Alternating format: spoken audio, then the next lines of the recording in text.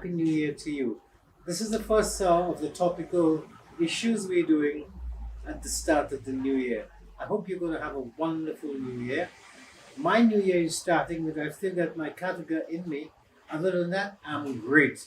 But here we go.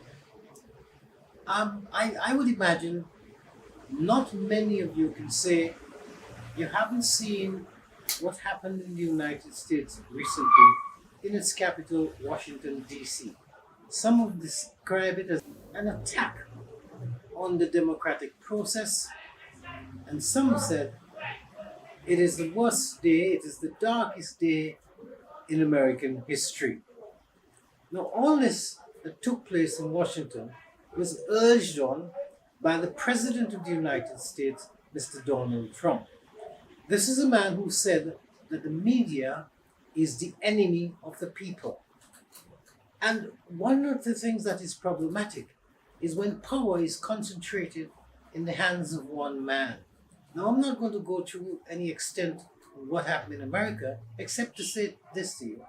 One of the things that saved them and will continue to save the Americans, they live on the law. This is critical. They live on the law, and there's the division of powers, and they have institutions that work. This is not dissent. It's disorder. It's chaos. It borders on sedition. I am now going to focus on Grenada because it's important that we understand what it means to live on the law. Can I say to you? Big ideas can come from anyone, anywhere, anyone willing to create change. They can come from future makers like you.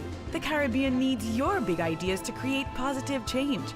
Your radical ideas can propel us into a more resilient future. Your ambitious ideas can make our region stronger and better.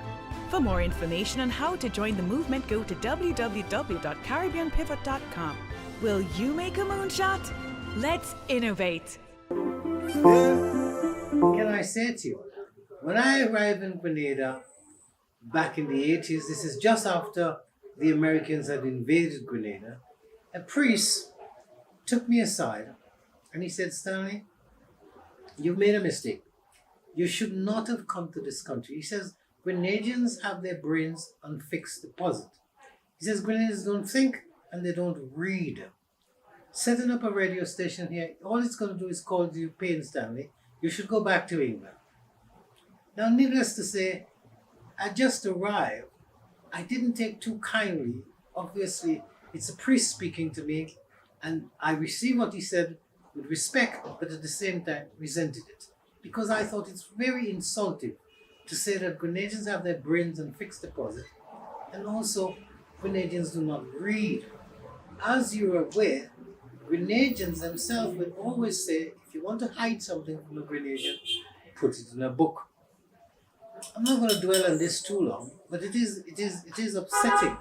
Now, one of the things that has always bothered me is how come Grenadians are scared of politicians? And this goes right back to Sir Eric Gairy. There used to be a time when Grenadians got beaten, bullied, just for reading a newspaper called The New Jewel, a newspaper. And they had something called a secret police. So Grenadians are fearful of politicians. Dr. Kit Mitchell has mastered the art. As I said, I have a Kataka in me, so you can excuse me for peeing on myself without knowing. But you can't, if you mention Kit Mitchell to Grenadians, they pee themselves instantly. Fear, just the fear. And some of them, they'll have a run on the tummy because just the fear. Once you say Kit Mitchell, the fear of Kit Mitchell, and you wonder, well, why? Well, I think maybe I have the answer of why Grenadians are so fearful of Kit Mitchell. You've heard of Dorsett, Charles, because we've covered Dorsett on several times on topical issues. Dorsett Charles' business and grand speech was destroyed by Dr. Mitchell. There's no if and here saying. He destroyed the man's business, hiding behind the state apparatus. Dorsett Charles took the Prime Minister to court, of course it's the state, and won. And the core arm of the state the courts ordered that Dorsett Charles be paid a significant amount of money. The Prime Minister refused to pay that money. He will not obey the order of the court. Remember, this is a lawmaker. The law of the land must be adhered to. The Prime Minister has to obey the law of the land.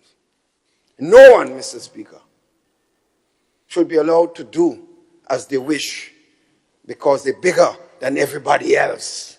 I start by talking about the importance of living under law. In Grenada, we live under law. We do not live under Kit Mitchell. But he is above the law. Despite what he says, he is above the law. So he has destroyed Dorsett Charles' business, destroyed the man as a human being. If you see Dorsett, you cry. At the same time, I was able to see information that was privileged in Anselm's office because Anselm represents Dorsett Charles and Anselm is a friend of mine. So over a glass of wine, I saw the information which basically said, and I can't quote it because obviously it's privileged. And what it says is the government needed a week or two and it will pay Dorsett Charles his money because the government did not have any money and it wanted to get its budget together and it will pay Dorsett. Now this has happened. Budget has come and gone. The government has no intention of paying Dorsett, and despite, and this is critical, you have to have confidence in your government. And if the government will state that it's broke, it has no money, it cannot pay its citizens money that it owes to a citizen, but it can find over 63 million US dollars to pay for shares in Grenada. Now, I'm not here to decide whether or not it's right or wrong in terms of buying shares. That's not the issue. What is the issue is the government is supposed to protect us. Every citizen of Grenada should be protected by the government. You care for your citizen. You are unable to pay Dorsett Charles's money after you have abused him and destroyed his property and destroy him as a person. This is the handiwork of Dr. Kit Mitchell. And you know, there's no getting away from it. He cannot pay Dorsett, but he can find over 60 odd million US dollars to buy shares in Grenada. How does that count? Big ideas can come from anyone, anywhere, anyone willing to create change. They can come from future makers like you. The Caribbean needs your big ideas to create positive change. Your radical ideas can propel us into a more resilient future.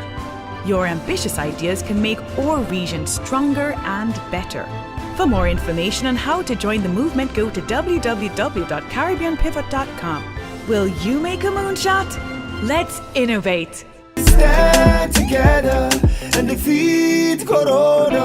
Nobody's safe until everybody's safe. Oh, me, I want to be safe. Oh. Stand together and defeat Corona. Now, let me turn to one of my favorite topics that I don't understand in Grenada. The education system is bankrupt. You will see nobody protesting about it. We have one of the better architecture in terms of health and its delivery. However, the system is poorly managed and there's a series of weaknesses that ought to be addressed. You wouldn't see Grenadians complaining because, as I say, Grenadians are shit scared of politicians. But I want to now draw a contrast with, there is a country in East Africa called Uganda. There's a young man there called Bobby Wine. Robert Shogolani, Bobby Wine.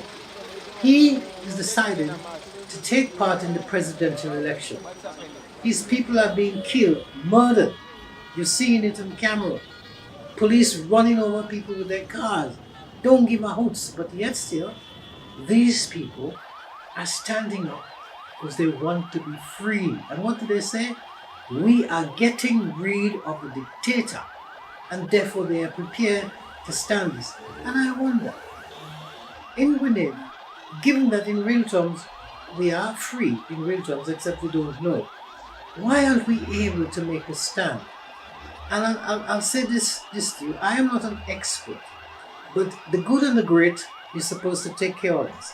And now I come directly to the Bar Association in Grenada.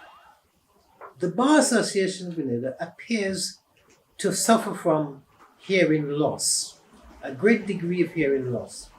And the Bar Association, their vision is impaired. Now let me explain this. In most countries, the Bar Association have sneak preview of various laws before it become laws. And they see that first. And they are there to act in our interest, to protect us, make sure that justice is delivered to us. You wouldn't hear them say anything about Dorsett, Charles, or any of the serious cases before the courts. And you ask yourself, why? Now, I'm not an expert, but an expert who've studied what's going on in Trinidad, her view of it is, people like our Bar Association are what is called house niggers. And they are our guests, Stephen. And you old decrepit bastard ought to show them every hospitality. You understand that? Yes, sir. Him, I understand, but I don't know why I got to take lip off this You nigga. don't have to know why. Do you understand? Yes, sir. I understand. Well, good. Let's spend the night. Go up in the guest bedrooms and get too ready. He gonna stay in the big house? Black people who worked in the slave master's home. Here is her explanation of a house nigger.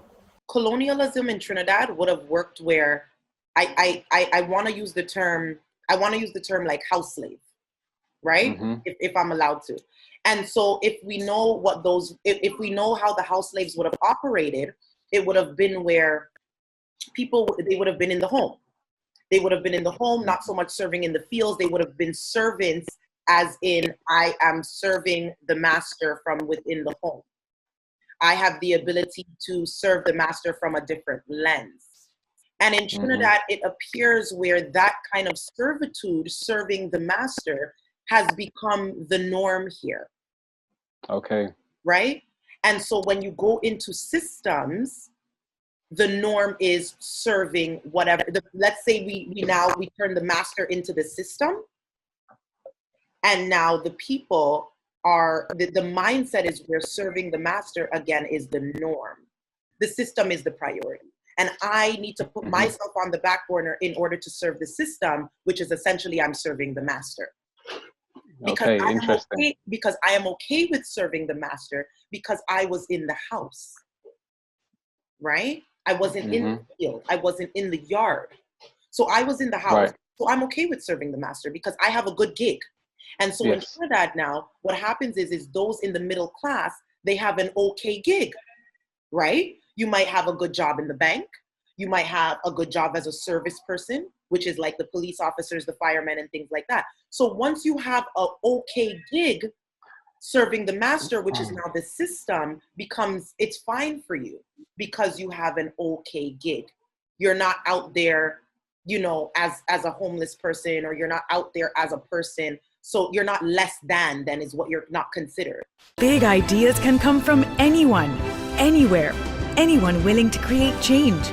They can come from future makers like you. The Caribbean needs your big ideas to create positive change. Your radical ideas can propel us into a more resilient future. Your ambitious ideas can make our region stronger and better. For more information on how to join the movement, go to www.caribbeanpivot.com. Will you make a moonshot? Let's innovate. Now here is Dr. Mitchell, and he claims that we all are equal before the law and nobody is above the law. The law of the land must be adhered to. The Prime Minister has to obey the law of the land. Now, Dr. Mitchell perhaps think we all are stupid and don't give us, much credence. Now, Dr. Mitchell created his own opposition. Again, nobody speaks out about that. Here is a man who is vindictive, he is malicious, and he hides behind the states. And Dorsett Charles as an example of how he will get you and destroy you. Now, a member of the NNP party crossed the floor and formed himself into a laughable opposition. It's a fraud carried out against its people. If Dr. Mitchell is so vindictive and his history speaks to it, not me, his history speaks to it, you think he's going to allow somebody to walk away from his party and become an opposition leader? This guy is a puppet. It's fraudulent. And only in Grenada this could happen because Grenadians are weak and spineless. Dr. Mitchell spoke in the House once for 2 days during a debate on the budget. 2 days. Nobody tried to stop him from speaking. One of the first things he did when he became Prime Minister was to limit the time you can speak in Parliament. Because this is not a man who entertains opposition. Here is a man who expects you to think like him, and anything he says is the greatest thing since sliced bread. So you ask yourself, well, what do you do when justice is denied you? Can you then be surprised when people turn to self-help justice? I would like the public to know that mental health or lack of it is a huge challenge in the student workplace. Because if we start thinking of mental health the way we think about diabetes or hypertension, when someone has hypertension, you don't ask them to snap out of it. You ask them to seek help. And as usual, we end with something special. So, my anxiety and I have what some people might call a friends with benefits relationship. We have no love for each other, but she still just like fucks with me sometimes, you know? We moved in together some years ago. We have inside jokes. Like when I say, I'm gonna go talk to that person over there, my anxiety looks at me and is like, bitch, please. My anxiety is the reason I didn't talk to you. She's possessive. She doesn't like me talking to other people. She's irrational. Because of her, I'll take the long way to my building to avoid someone I already passed by twice because I don't know if it's acceptable to say hey a third time. Because of her. I don't correct people at restaurants who get my order wrong. I just eat it. Because you know, maybe sweet potato fries are what I wanted, but the broccoli you gave me is what I needed. Thank you. Because of her. I take the long way to my building to avoid someone who kind of looked like my ex-boyfriend. Because whenever I hand her the aux cord, she makes sure to play back all the times he told me no one else would ever want me. Because of her, I still think no one else will ever want me. I constantly wonder, what happens to a black girl who is too anxious to ever feel like magic? Can she still fly? Can she still be fly with wings that tremble? Can she forget the lifestyle of an ant, that feeling that no matter what she does, she is in danger of being crushed? And my anxiety doesn't like to be made into metaphors, but what I'm trying to say is she is constantly reminding me of how easy I am to crush. As I speak, I am pushing against her weight on my shoulders, and that is why I shake sometimes. I have to fight to stand up straight, stop rocking. She and I picked out this outfit together. Something that dries fast. If I am sweating, it is because doing this poem feels like fighting a boxing match that you can't even see, and I am determined to knock her out. I have been fighting her for control of our house for years, fighting not to crack, stop rocking, don't shake, breathe. I think the reason my relationships don't work out is because no one knows they're signing up for a threesome. I understand. I know how hard it is to live with both of us when we don't like feeling out of control, when we don't handle conflict well, when we don't handle being yelled at well, when everything you say to us will be repeated and deconstructed and analyzed in our head 1,000,000 times after, and if I am silent for a while, it is because I have to fight with her before I can fight with you. I've tried to cut her off before. I cannot. We do not handle separation well because of our parents, our ex, our friends. Breathe. So I guess my anxiety and I have just learned to live together. She's the longest relationship I have ever had, and as everyone leaves, she is the only relationship that I can count on. Yeah.